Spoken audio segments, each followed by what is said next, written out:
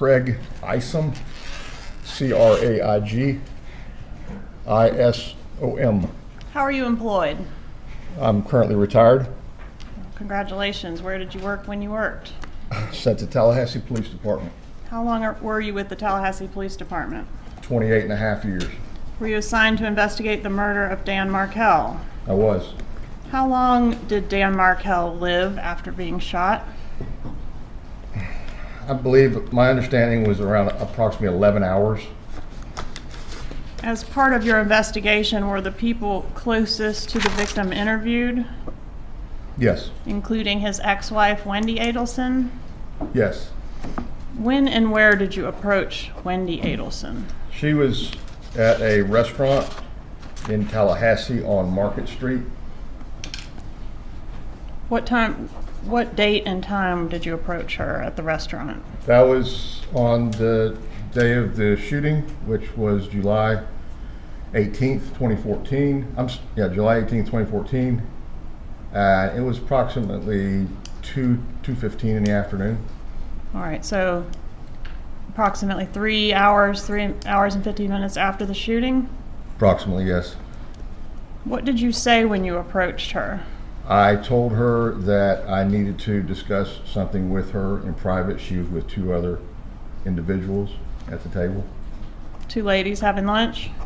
3 total, yes. All right, and when you told her that you need to speak with her, were you wearing police insignia? Did you identify yourself as law enforcement? Immediately before I identified myself and said that I was there for the purpose of speaking with Wendi Adelson.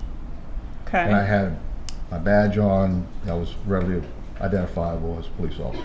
All right. And did you reassure her that she wasn't in any trouble? Did you? Yes, I got her to step away from the table she was eating at, approximately 10, 15 feet out of earshot of the other two individuals that were sitting at the table. And I told her that I needed to discuss with her something that happened with her ex-husband and that her children were not involved. I reassured her because the children had already been checked on, they were still at the daycare, and they were fine. As part of this approach of Wendi Adelson, were there any handcuffs involved? No. Any Miranda rights read? No. Any use of force at all? No. She was not detained or under arrest? No. At any time did you tell her she was a suspect in anything? No. Was she a suspect in anything at that moment? No. At any time during your interview, did you do anything that would treat her as a suspect? No. In fact, you told her several times in the interview that she was not a suspect, isn't that right? I did. Did you ever accuse her of anything? No. Did you provide her with a victim advocate? Yes. Is that something that your office typically does for next of kin when a tragedy has occurred? Yes. Did you allow her to access her phone during the interview? Yes. What did you learn about the victim's relationship with his ex-wife, Wendi Adelson? They had gone through it and were still fighting in a contentious divorce regarding child custody. With child custody? Including child custody. All right, I'm going to approach with State's Demonstrative A. Have you had an opportunity to review this exhibit before today? Yes. What is that exhibit? It's all of the filings from the divorce case between Wendi Adelson and Daniel Markel. Starting with the petition for divorce and ending at the time of his death, is that right? Correct.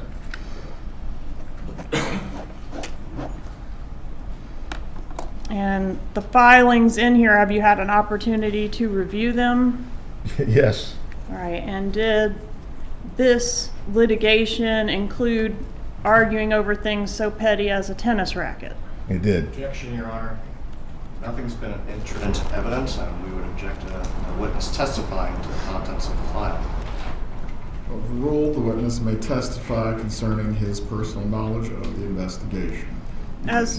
Thank you, Judge. As part of these proceedings, did Wendi Adelson seek to relocate with the children from Tallahassee to South Florida? She did. Did she say why she wanted to relocate to South Florida? Objection, hearsay. Sustained. The answer would call for hearsay unless you have an exception.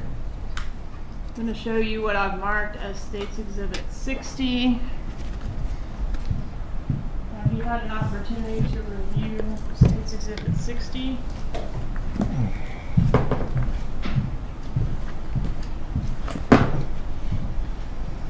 Yes. Are those the portion of the divorce filings contained in State's Demonstrative A that can be directly linked to Donna Adelson? Yes. Meaning she saw those items. Yes. Objection, lack of foundation. I believe that's what Ms. Cappleman is doing right now. Overruled. You may continue, Ms. Cappleman. Move into evidence State 60, Your Honor. Please approach. Yes. Is that an email that was sent from Wendi Adelson to Donna Adelson? On the bottom. This is from Donna. Well, okay. It starts out as something from Danny, right? Right. Dan sends this email to Wendi, Okay. and it's what is, CC'd to another individual. okay. And what does Wendi do with it? She forwarded it to her mother. Okay. And is the content of the email related to what we referred to as the grandma motion? Yes. What is the grandma motion? This is where Dan Objection, Your Markel. Honor. What is the objection? First of all, lack of foundation, and it's hearsay at this point. Overruled as to lack of foundation. The investigator may testify as to his personal knowledge of the investigation. Concerning hearsay, Ms. Cappleman.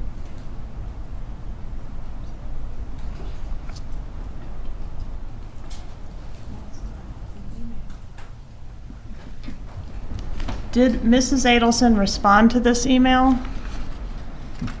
Your Honor, going to object again. Mrs. One Adelson. moment. Members of the jury, the bailiff is in order to take the vote.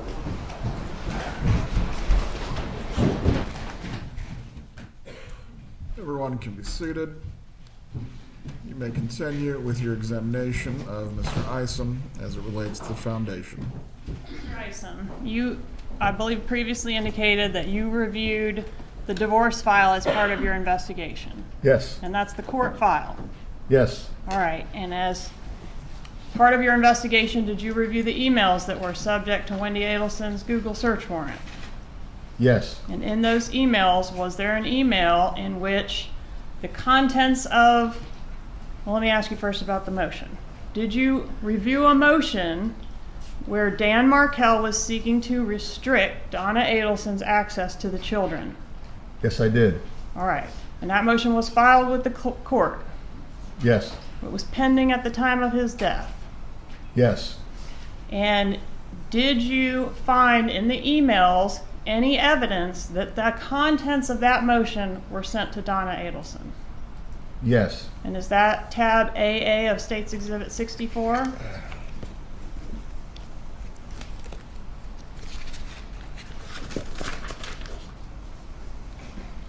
Yes. And are the contents of that email substantially similar to the allegations made in the court filing? Substantially, yes. Okay. And what is the gist of what it is that Dan Markel is requesting?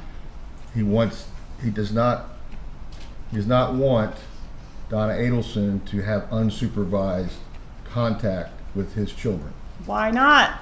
because of the statements that are made in here and that was shown in the court filing, that the children reflected that Grandma says you're stupid, Grandma says she hates you.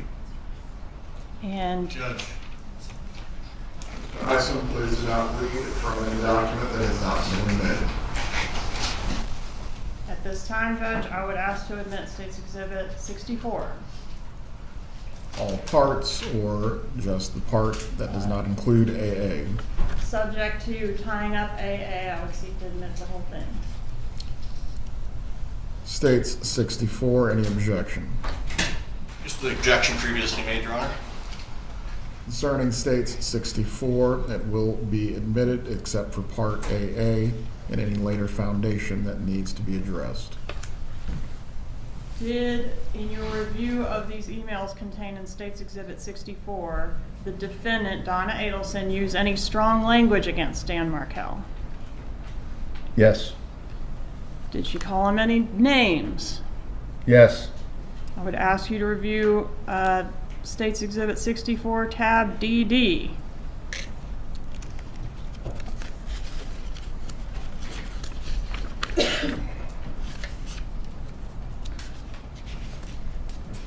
Do you recognize that exhibit? Yes. What email is that? This is from Donna to Wendi. And does she call Dan any names in that email? She calls him Elvis. How about asshole? I know it's in here. Take your time.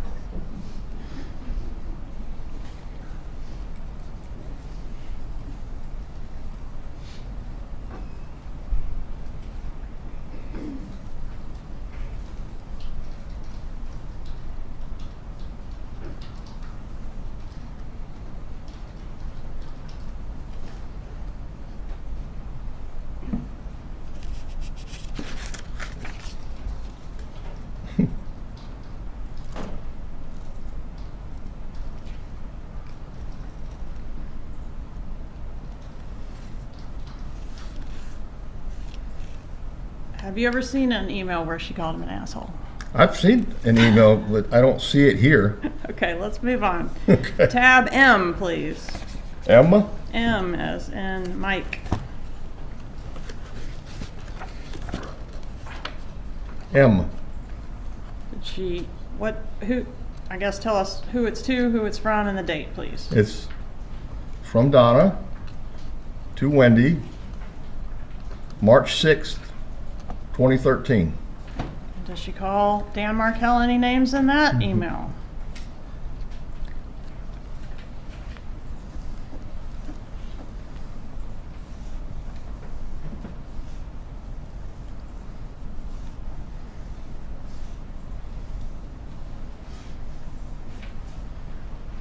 Yes, she does. What names does she call him? In this Name. particular email, after the first paragraph, it says that she calls him a major fucker. Please refer to tab Q, a May 3rd of 13 email. Yes, Does that email, is it from Donna to Wendi? it is. And does it reference Wendy's relocation efforts? Yes, Does it indicate that Wendy's relocation efforts are extremely important to Donna Adelson? yes, Please reference tab V as in Victor, a June 25th email. Are you familiar with the court filing in which relocation was denied? yes. Do you know on which date relocation was denied? June 20th, 2013. So this is email on tab V as in Victor. Is it 5 days after relocation was denied? It is June 26th, 2013. Does Donna Adelson, the defendant, propose another plan to facilitate relocation in light of the court's ruling? Yes, So this is done after the court's ruling, correct. and relocation is still being discussed. Yes. Okay, what does she suggest? She suggests that the children between Wendi and Dan start attending, or her at least the ruse of them going to a Christian church or a Catholic church. And to take pictures of it and send it to Dan Markel, right? Yes, To strong-arm him into agreeing to the relocation, right? correct. Coercion. Did Donna Adelson, the defendant in this case, suggest a bribe to Dan Markel to cause him to allow these kids to be moved to South Florida? Yes, Draw your attention to tab W. What is the proposal in reference to this bribe? a $1 million. $1 million. Yes. Okay.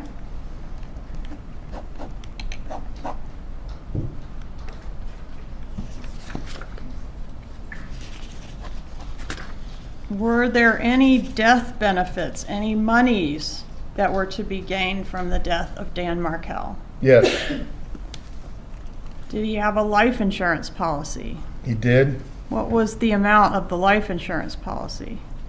One of them was for $2 million. And a second one for $60,000? $60,000 from a second one through the law school. Were there any survivor benefits for these kids in the event of Dan's death? There was What are those? $4,800 a month. Who gets that money for the disbursement of the kids? Wendi Adelson. What about through his employment at FSU Law School? Did he have a pension there? Got a pension, a deferred comp, 401k, And an estate worth some money, right? approximately $300,000.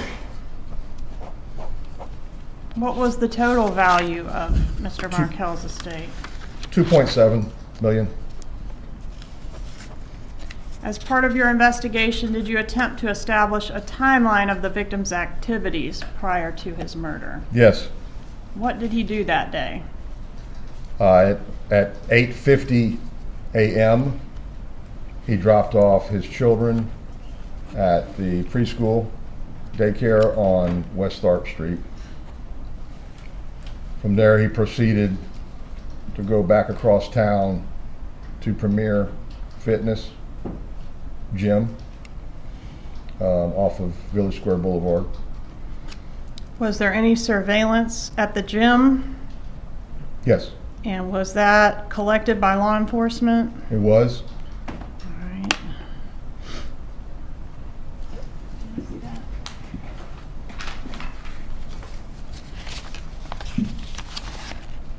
Judge, at this time I'd ask to move into evidence, State's Exhibit 119, a thumb drive containing the surveillance collected from Premier Gym. Any objection? There you are. States 119 is admitted. And was the raw data or surveillance video collected from the gym compiled in a way that shows what it is we're looking for concerning Mr. Markel? That's correct, yes. Was that done in State's Exhibit 89? I believe so. All right, Judge, at this time I'd ask to move into evidence, State's 89. Any objection? There you are. States 89 is admitted. Were you able to see on this gym surveillance video Mr. Markel's vehicle enter the parking lot of the gym? Yes, At what time does he enter the parking lot of the I gym? believe if it you was remember? 9:11 sound right? 9/11, yes. And we're talking about AM, so you said he dropped the kids off at 8:50 and he arrives at the gym at 9:11? 8:50 a.m. is when he dropped the children off, and he signed them in at the daycare. And then at 9:11 is when you see his car enter the parking lot at Premier, all on July 18th, 2014. And were you able to see anything sinister about the parking lot of Premier Gym on the morning of Mr. Markel's shooting? Following Markel's car entering the lot, a short time later, a vehicle enters the lot that is similar in description from the next door witness, Mr. Geiger. And what does the suspect vehicle do when Mr. Markel enters the gym? It parks, and no one gets out of the car. How long does the suspect vehicle stay there while Mr. Markel's in the gym? I don't recall the exact amount of time, but it's quite some time that the whole time he's in the gym, and even after he comes out, gets back in his car and leaves. That's when the car leaves at the same time. All right, so the whole time he's in the gym doing his workout, this suspect Prius is in the parking lot. Correct. And when he comes out to leave and gets in his vehicle, what happens with the Prius then? The Prius follows. Judge, at this time, I would ask to introduce State's Exhibit 89. I'm sorry, I have introduced it. I'm asking to publish it at this time. Thank you.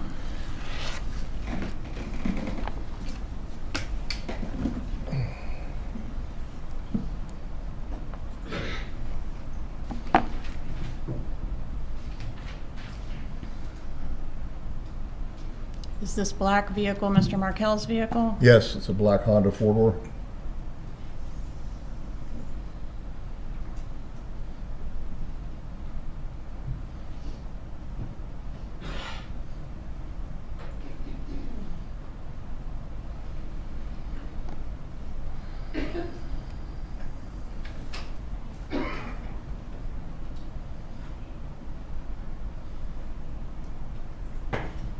Same car.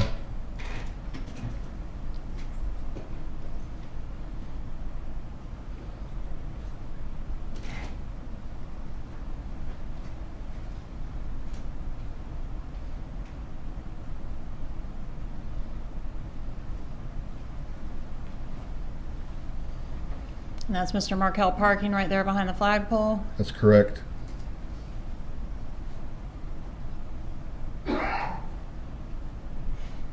What is this vehicle? That will be the suspect vehicle, And is green the- Prius. Okay, consistent with the description given by Mr. Geiger? They said a light colored or silverish, and the car color is a silver pine mica.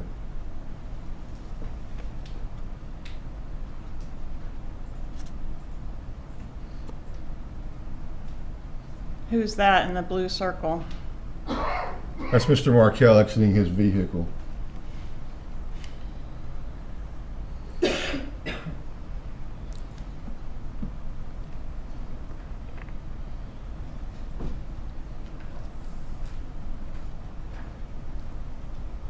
That's him in the red shirt? That's correct.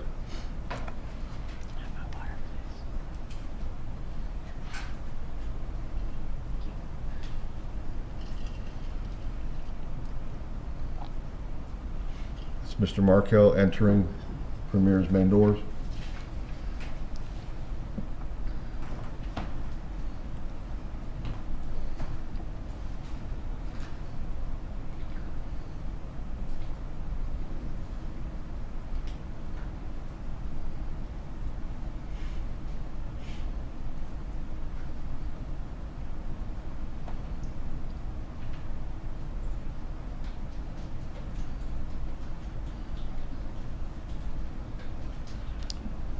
What do we see in this image?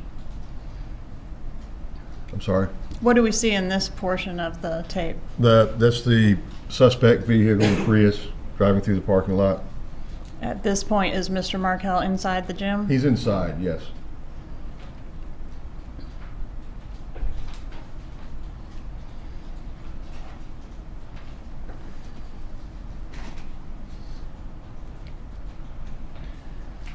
This is still in the front section where the car went from right to left.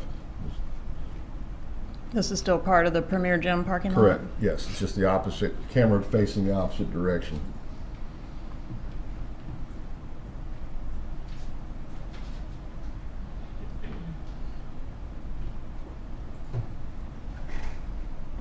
And this is the car reversing course coming back towards the front doors.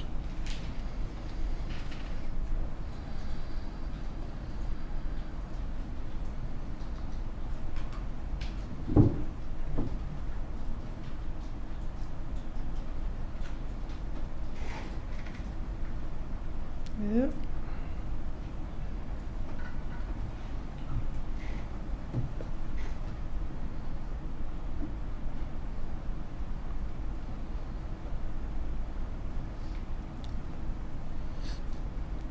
Okay, now what's the time on the video here? I can't read 10:30. I think it Okay. says 10:38. Is this Mr. Markel exiting the gym at this He's point? exiting the Premier in the same door he came in.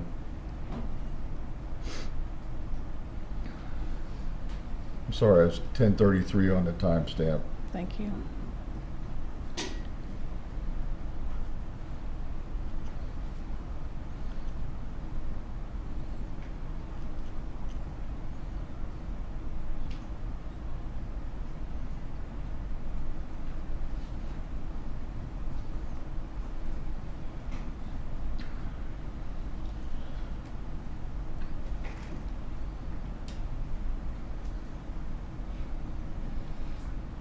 That's Mr. Markel making his way to the parking lot where his car is parked.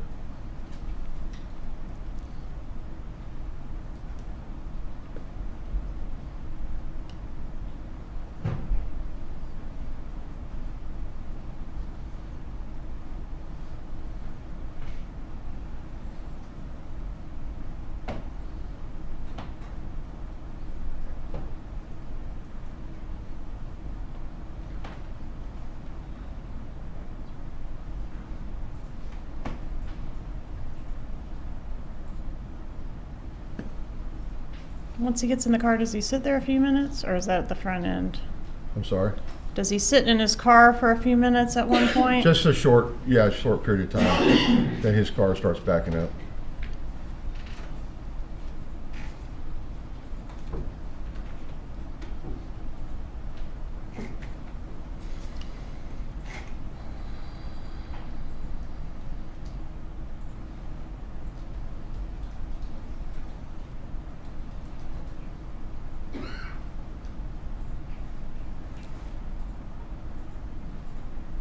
Where's that? That's him exiting.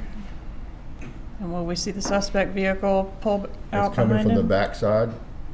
See it?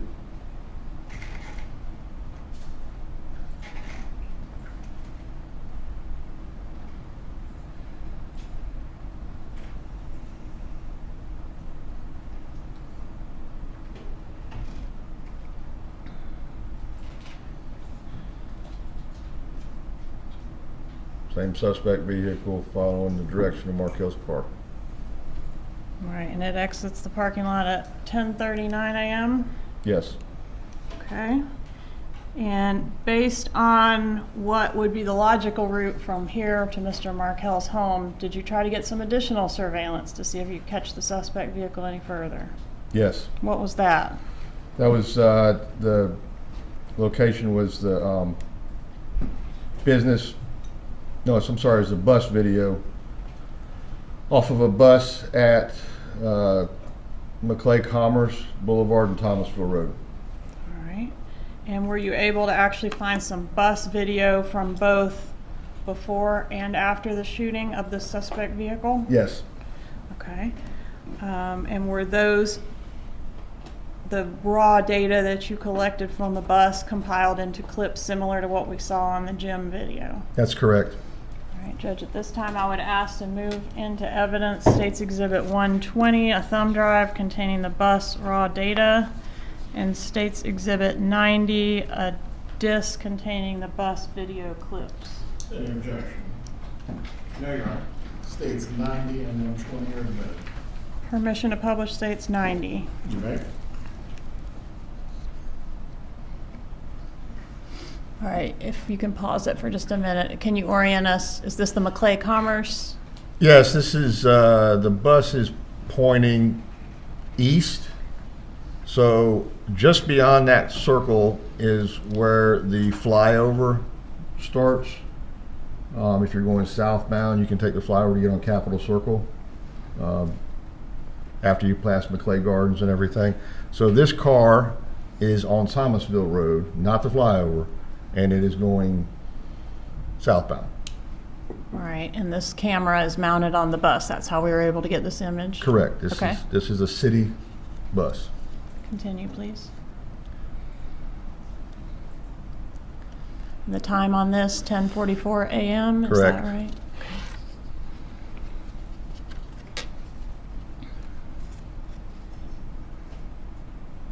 And what is this orange circle? This is the Prius going the same direction as Markel's car, southbound on Thomasville Road. Okay, now where are we?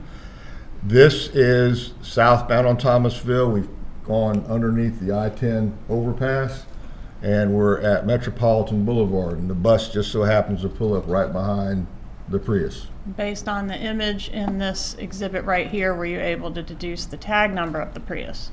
No. That would have saved you a lot of A trouble, lot wouldn't it? of time, yes. The video could not be enhanced anymore.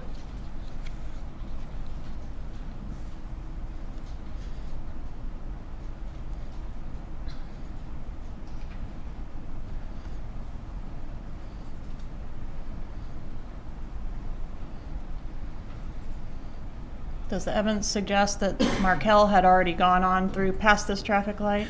Correct, because this car was behind Markel's car. So he must have beat the light or got through the intersection before this car.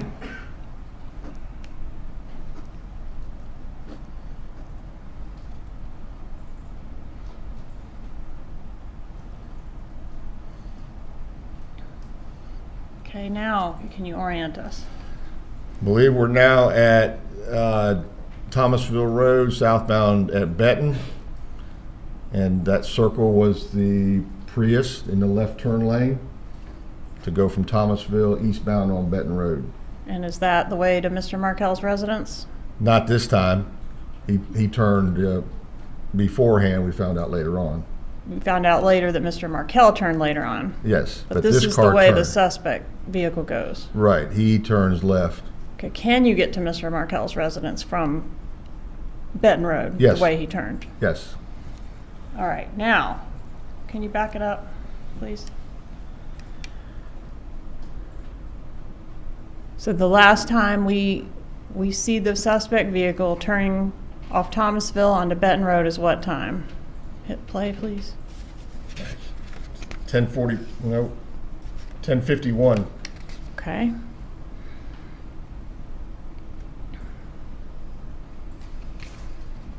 And what time does our, pause it please, what time does our 911 call come in? 11:02 a.m. Okay, so he was killed between 10:51 and 11:02. Well, we narrowed it down even more than that. But, Okay. Tell me how you narrowed it down further. well, than that. this bus now, this is a different bus. Same city bus group, but this is a totally different bus that's northbound on Thomasville Road. So based on the time, this bus is northbound, the shooting has already happened. And you'll see that the Prius catches up in the same lane as that black vehicle there next to the bus at 10:55, I believe. 10:55. Here it comes. So that helps you narrow it down to what as the time of death? 10:50. Well, at 10:51, he's in the Prius is in the turn lane. At 10:55, they've already left Prescott and they're northbound towards I-10. Okay, and you say they. Why do you say they? Well, here shortly you'll see what appears to be two different individuals in the front seat of this car. See something white moving around in the passenger seat? Yeah, the white shirt, the person in that side of the car seems extremely animated, excited. And the other side, the best view that I've ever gotten is someone's in a black, solid black shirt or upper top.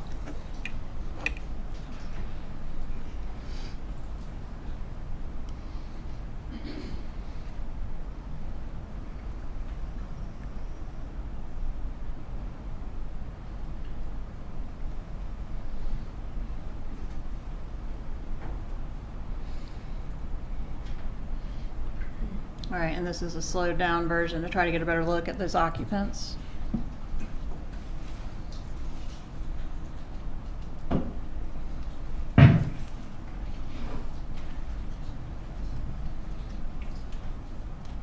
All right, what are these orange circles indicating? These are characteristics of this car that we found to be unique. The passenger side mirror is solid black. These cars have, when they come new, the mirror is the same color as the car, the mirror casing on the outside. This one's been replaced, it appears, because it's black. The circle in the middle of the top of the windshield, that appears to be a sun pass or toll type pass activator. And then the lower bumper circle, that's where a tow hook can be threaded in for towing purposes, but otherwise it has a cap over it, and the cap is missing. Were you able to deduce anything about the year of the Toyota Prius? Based on the research that we did through Toyota, This was established to be a 2006 to 2009 Toyota Prius, and the color, as I said before, was silver pine mica. All right. Is it fair to characterize your investigation as having kind of two different veins at this point? We're looking at motive over here, and we're looking at the Prius over here. Correct. Okay. And you mentioned the SunPass transponder, so we know this Prius. I'm assuming it's not the only silver pine mica Prius between 06 and 09 in the state. Correct. All right. So what do we do to try to track down the SunPass transponder? I contacted Florida Department of Transportation, who administers the SunPass, and wanted to find out, what's the likelihood of that kind of car having a SunPass, and I was overwhelmed with, there was thousands. So that wasn't narrowing down anything very quick. At that time, was SunPass more affiliated with South Florida, or did pretty much everybody in Tallahassee have one? No, south and central, anything Orlando south for the most part. Okay. Did you have any indication based on the surveillance video available as to where the vehicle went after it fled from Markel's residence? I just know that right here it's going northbound towards I-10 from Thomasville. All right. Let's watch to the end. This intersection is Armistead, so this is north of Benton, heading back towards I-10.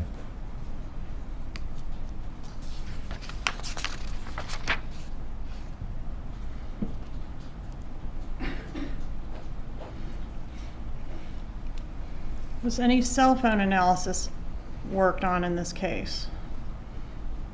Excuse me? Cell phone analysis? Yes. Who performed the cell phone analysis? Sergeant Corbett. Okay, and is that something that was going on simultaneously as you doing this SunPass? That's correct. Thing? Okay. And did Corbett's work include trying to look for phones of interest traveling in the areas that we know where you found our suspect vehicle? That and Premier Jim. Okay. And we will talk to Sergeant Corbett later, but based on his analysis, did you have an idea or develop an idea of the route that your suspects may have taken? Yes. All right, and what did you do to follow up on that? Well, initially, because of our large expanse of cars, we started looking for South Florida at any cars going through the interchange southbound at Wildwood, where you get on the turnpike from I-75. That was a bust. It was way too many. We couldn't find anything that was concrete. So once the phone analysis was done, we had a better idea that there was one particular number, and tracking that went southbound on I-75 all the way to Naples, and then crossing over on Alligator Alley, which is still I-75, from west to east, from Naples to Broward County. And once you learned that it was actually this other route than what you would expect, were you able to do anything with in reference to the toll plazas and the SunPass transponder that you weren't able to do previously? That's correct. Okay, tell us about that. Once we had that established, then I contacted the SunPass administrators again at Department of Transportation, and I explained to them what I had. I said, we got a Prius, a 2006 to 2009, silver pine mica, not that they had that in the records.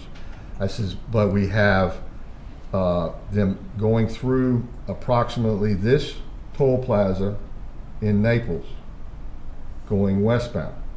And once I gave them that and the time, within a couple minutes of when they would have gone through, they showed an activation with a transponder from the windshield at that toll plaza in Naples in Collier County, and there was only one Prius, and that's what we determined, that it was going back to South Florida and cutting across Alligator Alley.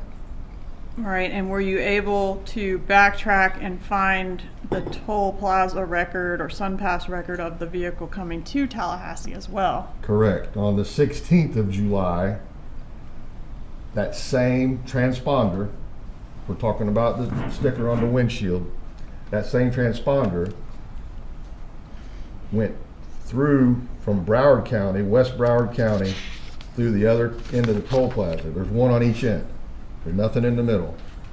But one going eastbound, that same transponder on the 16th of July cut across Alligator Alley and then presumably went up 75, which the phone records will show that. And then the return trip was the first one we found. And did that help you identify the particular SunPass transponder by like an identification number? Yes, And is a particular SunPass transponder affiliated with a particular vehicle through some type of SunPass record? yes, it shows the customer who purchased the SunPass, and they submit what kind of vehicle it is, the tag number, in case the the transponder doesn't work, they could still use their credit because it'll take a picture of the tag. All right, so what did you learn about the suspect vehicle at this time from the SunPass stuff? It was a rental. It was a rental from a Miami car rental place called Save Gas. Okay.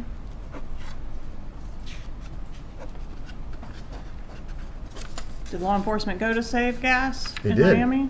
Yes, Was there any documentation discovered at that business There related was. to the rental of this vehicle? there was. 67. I'm going to approach and show you what I marked as State 67.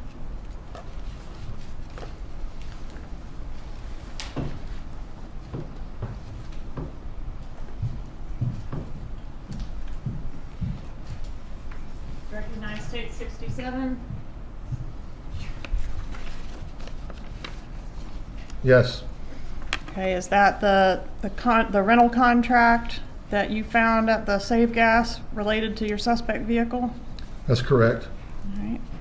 Is it a fair and accurate copy of that exhibit or that Yes. document? Okay, moving to evidence State 67, Your Honor. Any objection? No, Your Honor. State 67 is admitted. Permission to publish 67. You may. And what did we learn about the people that rented the car from this State 67? Not on there?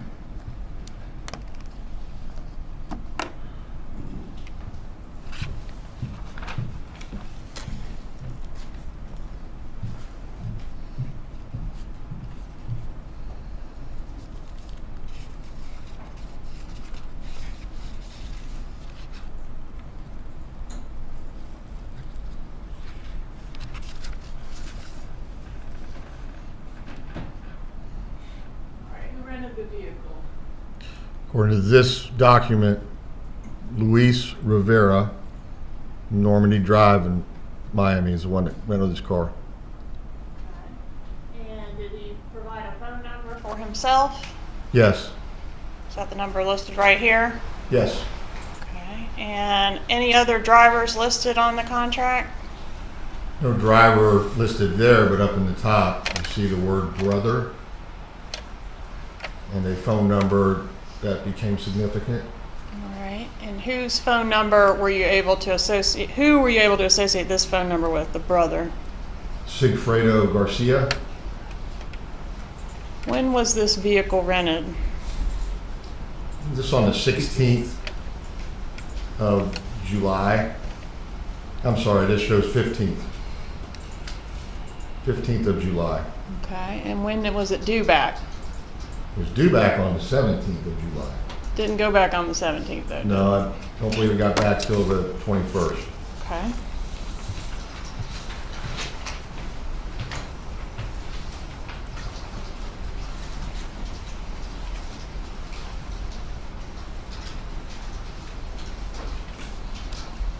Approach and show you what I'm marking as State 65. Recognize State 65? I do. How do you recognize it? This was a traffic citation that we discovered Luis Rivera received on I-75. On I-75 on the way to Tallahassee in the Prius? No, it was a different car. This was on a different. This was dated June 4th. I'm sorry, I've showed you the wrong thing.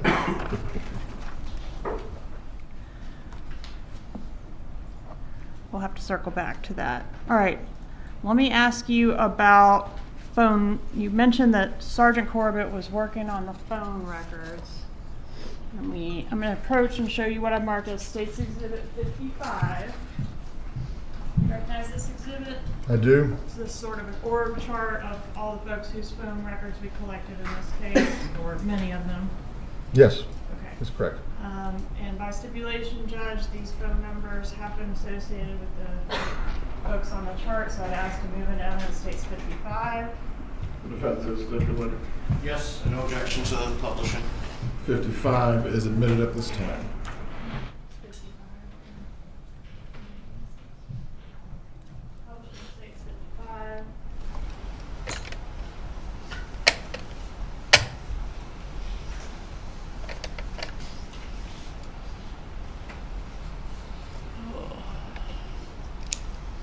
Okay, well, we'll work on that too.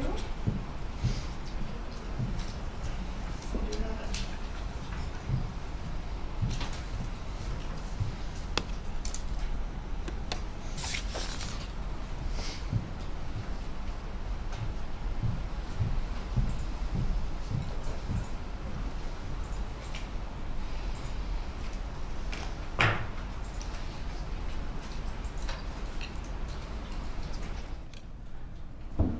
All right. Now, Sigfredo Garcia and Luis Rivera, those are the two subjects that you establish as being in the Prius. Is that right? Correct. Okay. And these are their phone numbers that have been associated with them listed beneath them. Correct. And we've got two different numbers for Luis Rivera. Is that right? Rivera had two separate numbers, but his main one was the 570 that was on the rental contract. All right. And the nicknames that are shown there, are those the nicknames that those two go by? Correct. Tuto and Tato. Tuto and Tato. Correct. Okay.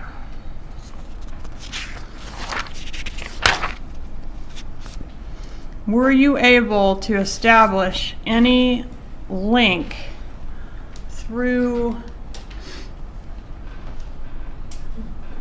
people between the two that came in the Prius and the Adelson family? No. Okay. Were you able to establish any type, did you develop a theory or any evidence as to why these two people came to Tallahassee to murder Dan Markel? Well, eventually we learned that the female, Catherine Magbanua, was the mother of Sigfredo Garcia's children and considered each other spouses, to my best understanding. Okay, and And did at the she same have... time, Go ahead. same time, we also found out that she had been dating and in a relationship with Charlie Adelson. All right, so initially, was there any connection between these two guys from Miami and Dan Markel? None.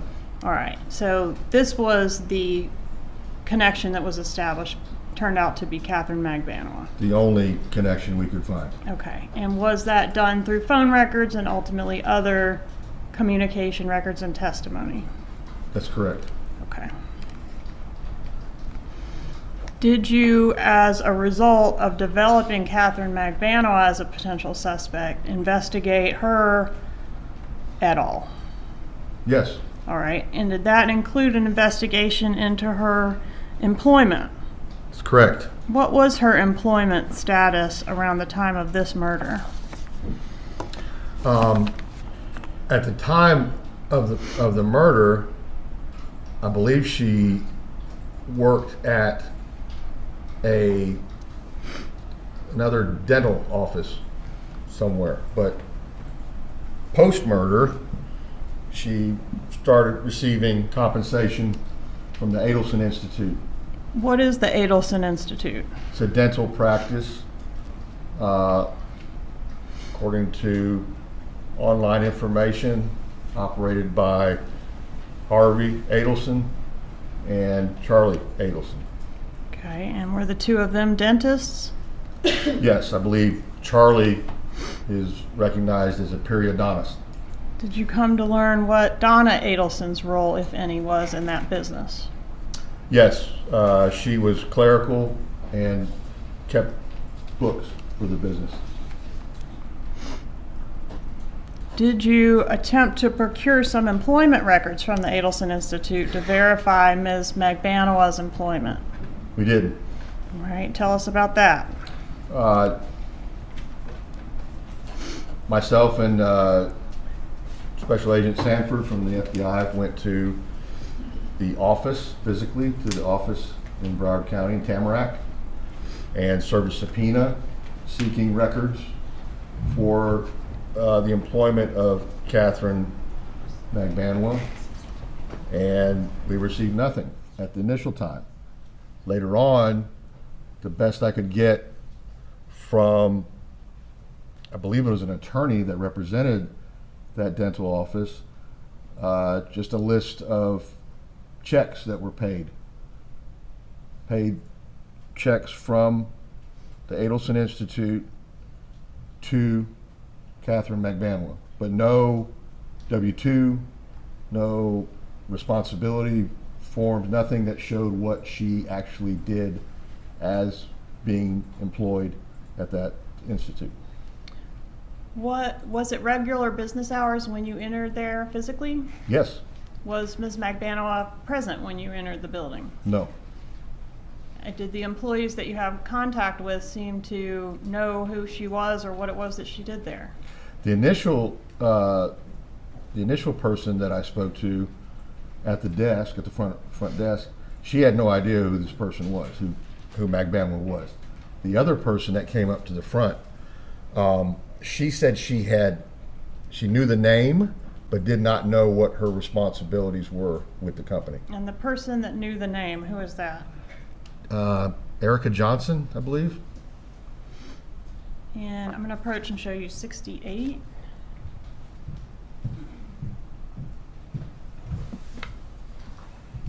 Recognize 68? Yes, this is all I received as far as any type of records for Magbanowa and her relationship with the Adelson Institute. All right. And did the records include any job description for Ms. Magbanowa? No. Any employment application? No. Schedule? No. Timesheet? Nope. W-2 forms or tax filing records? Nope. Any performance evaluations? None. So only the checks. Only the checks. According to those checks, during what period of time was Catherine Magbanowa on the Adelson Institute payroll? From September of 2014 all the way, this particular one shows March of 2016, but I believe it goes further than that into May 2016. All right. So it starts shortly after the homicide, about 2 months? Yes. Actually, the homicide happened July 18th, and the first check was dated September 18th. For what pay period? I don't see the pay period on this one. But presumably she'd be paid for a pay period that had 2 weeks concluded. prior. According to the way this is laid out. All right, and we are going to learn more about the bump or the undercover operation, but is it fair to say the checks terminated shortly after the undercover operation in 2016? Yes.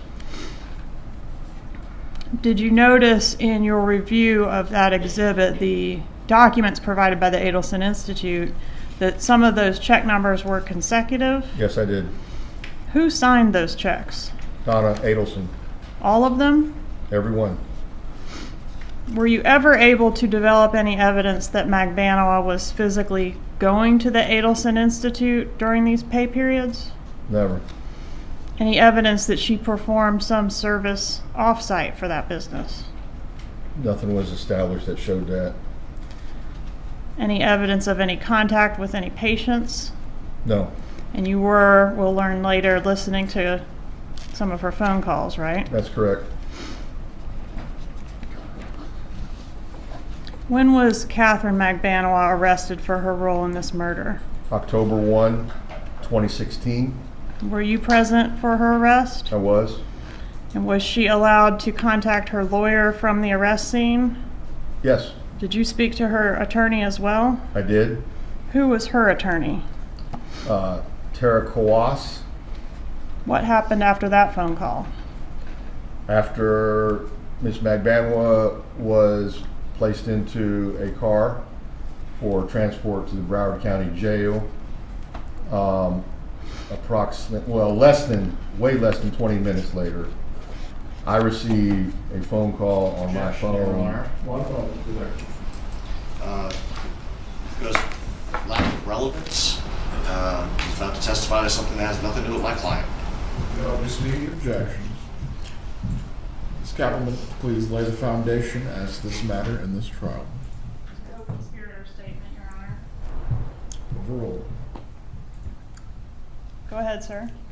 So let me back up. So while Ms. Magbanoa was detained on scene, where she was arrested in the daytime, daylight hours, she was allowed to place a call to her attorney.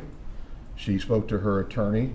I spoke to her attorney, and I asked that Ms. Kawas, the attorney representing her at the time, that she contact her client, Magbanoa, at the Broward County Jail, and if in fact she wanted to cooperate with the investigation, to call me back.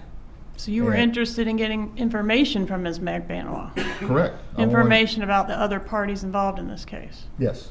Okay. So what I mean by cooperation is if she wanted to provide testimony about other players in this. And so I told Ms. Kawas, if you'll talk to your client, obviously out of my presence, and if she decides to cooperate, call me back, and I will go to the Broward County Jail and meet. And did that happen? No. What happened instead?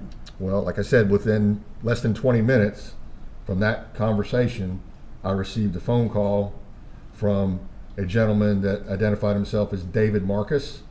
Instead, he was an attorney representing Charlie Adelson. And he asked that if Charlie Adelson was to be arrested, if I would just contact him. Your Honor, my renewed objection, there's relevance, and this is not co-conspirator admission.